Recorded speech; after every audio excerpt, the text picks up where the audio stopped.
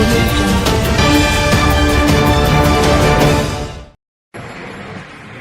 రోజున లక్ష్మీపురం గ్రామ పంచాయతీలో రైతు సేవా కేంద్రాల భవనాన్ని ప్రారంభించడం జరిగింది. దీనికి 23,94,000 రూపాయలు వ్యయంతో చక్కగా నిర్మించబడ్డ ఈ భవనం రైతులకి ఎంతో ఉపయోగకరంగా ఉంటుంది. దాంట్లో ఎక్కువ సరిగ్గా దాంతోపాటు ఇక్కడ విలేజ్ దీనికి కూడా పెళ్లికి పోయి 30 లక్షల రూపాయలు శాంక్షన్ అయింది.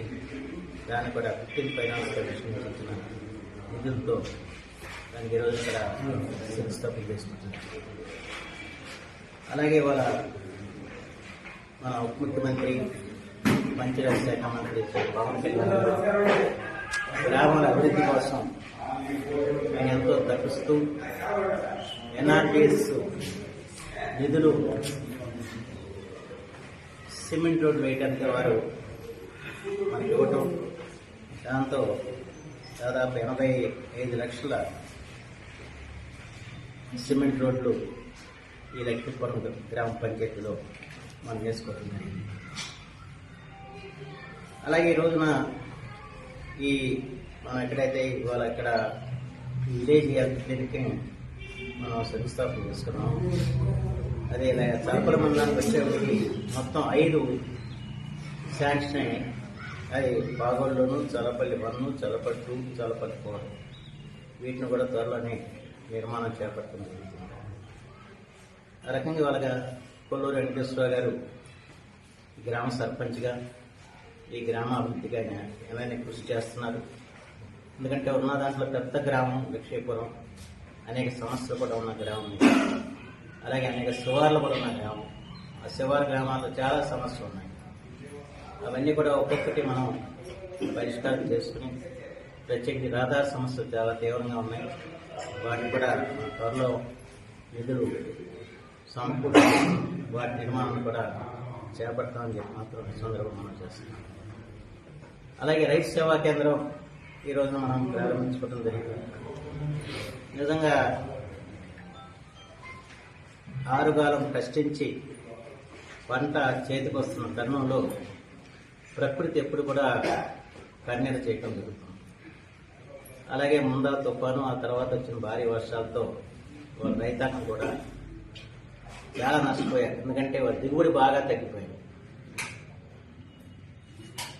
పైగా మధ్య వర్షాల్లో ఈ ధాన్యాన్ని ఈ రోజు వరకు కూడా ఎండబెట్టుకునే పరిస్థితి మనం చూస్తున్నాం. ఆ పరిస్థితుల్లో ఇవాళ రాష్ట్ర ప్రభుత్వం ఈ ధాన్య సేకరణ చాలా పెద్ద ఎత్తున చేపట్టడం జరిగింది. 24 గంటల్లోనే సేకరణ చేసిన వెంటనే వారికి నిధులు కూడా ఇవ్వడం జరుగుతూ వచ్చింది. దాదాపు వాళ్ళ చల్లపల్లి మండలంలో 7,130 టన్నులు ధాన్యం సేకరించాం. దానికి దాదాపు 16,91,00,000 రైతులకు చెల్లించడం జరిగింది. గమనిగడ్డ నియోజకవర్గంలో అయితే దాదాపు 34,000 టన్నులు ధాన్యం సేకరిస్తే దానికి 80,65,00,000 రూపాయలు చెల్లించడం జరిగింది. అంతేకాకుండా ఇవాళ ఈ వ్యవసాయ యంత్రీకరణకు కూడా ఇవాళ ప్రభుత్వం ఎంతగానో సహకరిస్తుంది. 65% రాయితీపై కిసాన్ డ్రోన్లు కూడా మనం కేటాయించడం జరిగింది. దీని దాదాపు 15 డ్రోన్లకి మనం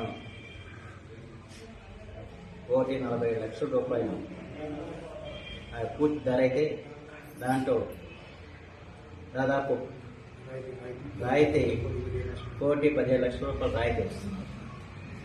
అంటే వాళ్ళ అధునాతన టెక్నాలజీ ఏదైతే వచ్చిందో ఆ టెక్నాలజీని ఉపయోగించి రైతు వ్యవసాయాన్ని లాభసాటిగా చేసుకోవాలన్న ఆలోచనతో ముఖ్యమంత్రి గారు ఈ కార్యక్రమాన్ని అందించడం జరిగింది. దాన్ని ప్రోత్సహించడానికి ఇవాళ ఈ డ్రోన్లు కూడా పెద్ద ఎత్తున రాయితీ కూడా ఇస్తున్నాం.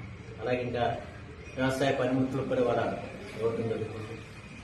గత ప్రభుత్వ హయాంలో మీరు చూసారు, రైతులు కష్టాలు పడేవాళ్ళు వ్యవసాయం ఈ వర్షాలు పడ్డప్పుడు. కానీ ఈసారి అలాంటి పరిస్థితుల్లో మనం కార్పాలను కూడా మనం ఇచ్చామని కూడా ఇస్తున్నప్పుడు చేస్తున్నాం. ఎందుకంటే రైతుకి అన్ని విధాలు కూడా సహకారం అందించడానికి రైతు సేవా కేంద్రాలు పనిచేస్తాయి. వాటిని ఉపయోగించుకోవాలి. రైతుకి న్యాయం చేయడానికి మాత్రం ప్రభుత్వం ఎప్పుడు కూడా కృతజ్ఞతతో ఉందని చెప్పి మాత్రం మనం చేస్తాం. అయితే రైతు సమస్యలు చాలా తీవ్రమైన సమస్యలు వస్తున్నాయి.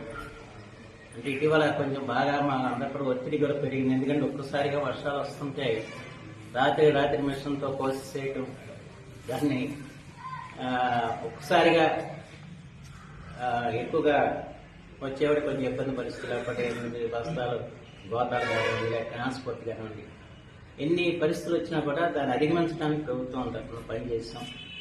అన్ని మన జిల్లా యంత్రాంగం కూడా కలెక్టర్ గారు కానివ్వండి, జాయింట్ కలెక్టర్ గారు కానివ్వండి, మనం ఏది అడిగితే దానికల్లా వెంటనే వాళ్ళు సమకూర్చి ఇక్కడ మన అవనగడ్డ నియోజకవర్గ రైతులు ఇబ్బంది లేకుండా హృదయపూర్వక నిజంగా ఈరోజు అవకాశం ఇచ్చిన అందరికీ